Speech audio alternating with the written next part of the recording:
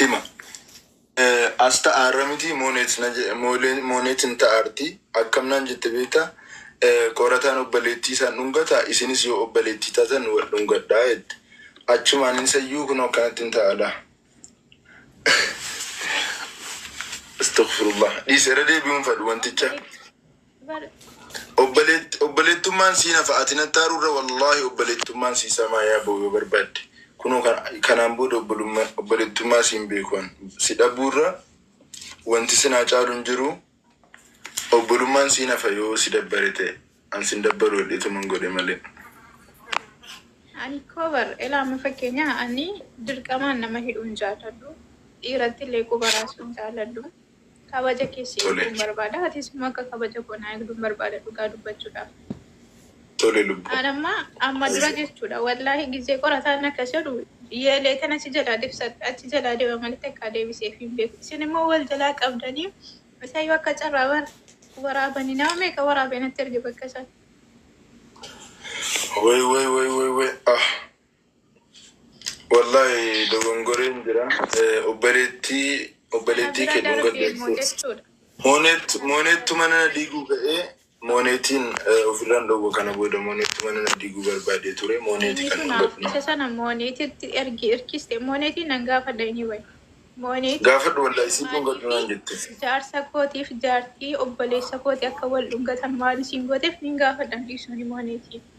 Dhugaan hin gaafadhu. Tole. Garuu walaloon siif barreesse maaliif dubbisteefi?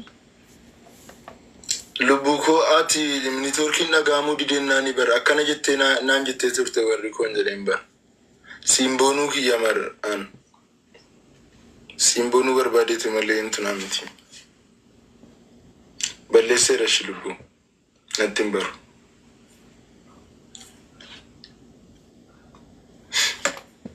Natti hin baru. Lammataa waan akkasitti ani koo barsiif jechaan walaloo meeqa isa barreessine laantee biyyee koona ta'u obbolummaa qorataa nama yeroo kana miidhamee jira yeroon akka obboleetitti bira dhaabbadhee gaachana ta'uuf ture garuu ani isatti dhiyaachuu waan si mufachiisuu kan dhiisee irraa fagaadhe. Kan biraa nama feetetti dhiyaadhu gurbichuma kanarraa suutannaa fagaadhu malee abbaa barbaadetti yoo dhiyaatte yoo feete maccaatti yoo feete nama barbaadde bira yoo dhatte nan dabbaru an garuu gurbicha kana keessa koonna sodaata. Qorataa irra keessa wajjin kolfa malee keessi koonna sodaata dhugaa rabbi. Qorataa nan sodaadha waan ta'eef.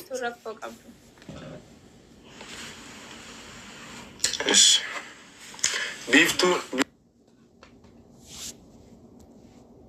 ana jecha qorataa wajjin walaloo dubbisuu dhiiftetta waan ta'eef.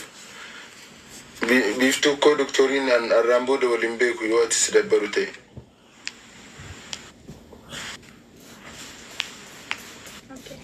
Akkasitti waliif gala an akkati sitti dhiyaatu barbaadu dhugaa dubbachuu deengada dhuftee waan qabnu waliin qabna naan jette inni kunis kan keenya walumatti naan jette biftuu natti hin beektu. Walumatti no annama lama hin danda'uu kee qofaan utuma hin danda'e iyyuu immoo an kee qofa malee nama lama hin ta'u. Ankan kee qofa. Dhugaa dabar dhuftee maal jettan jedhanii waan qabnu walumatti qabna naan jettee isa kanas qixxee qooddan maal meeshaa wayitii qiddisa qixxee. No utuma immoo dhagaye walitti hin qabdanuu utuma immoo dirqamni dhufeennaan dirqama walitti qabaachuu qabdan jedhame guyyaadha kansi guyyaa isii bira yoon oole galgalamoo si bira.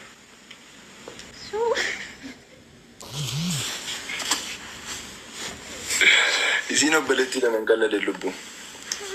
Dhugaa wanti isin haga hin jiru. Si taphachiisuuf malee yoomillee taanaan siin qaldiin beeku. Okay. Nama kaawaa tokkoon sitti malaan dhugaa dubbachuu fi.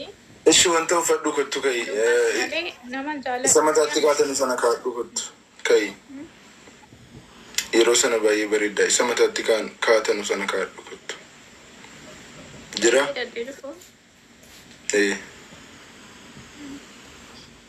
Dini naaffaa xiqqoo akka hin qabu hin dagatin jechuu godhanii wayi ani jedha. Ati naaffaa xiqqaa qabda bar. Ati koo naaffaa xiqqaa qabda. Anuu naaffaa guddaan qaba bar. Si jechan lafa kaara malee. Si jechan suutumaan. utuu keessi mana daabboo na ta'ee jiru utuu akka mana daabbootti keessi kiyya na gubatu waan jiruuf callee uffadhu kottush.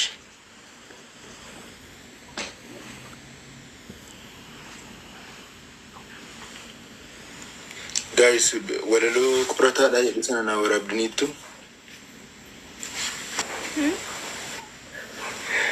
Si dhungatee be.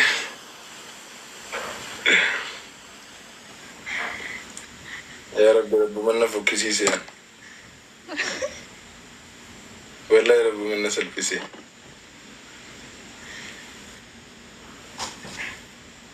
Dhugaa dubbachuu fi haaloo na qabachiisanii.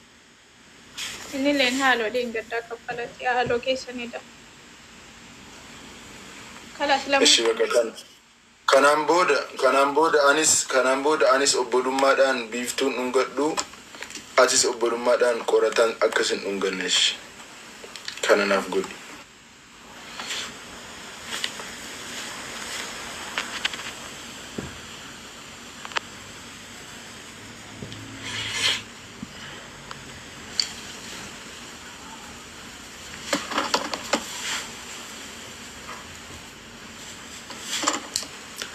Waraabera akkana.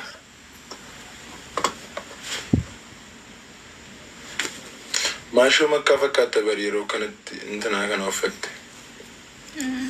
Thank you. Abshira.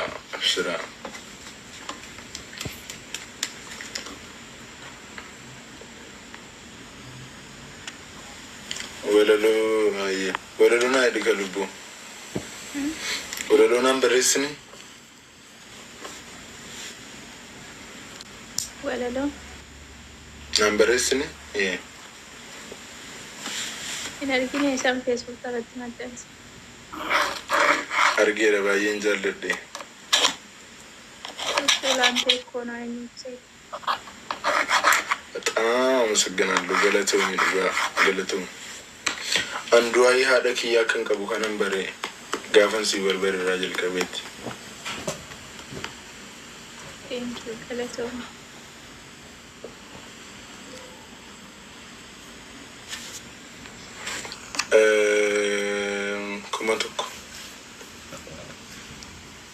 Kuma tokko.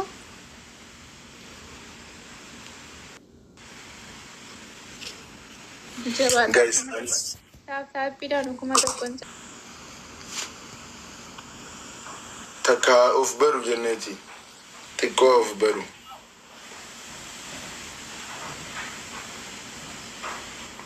xiqqoo siila shadhee bakka takkaa akkanii dhaabbatu.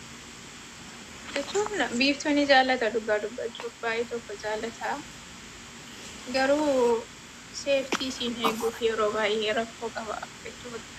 Qorataanin saba malee utuma biiftuun heerumte iyyuu amma siinii kamtu eegee fuudha bara.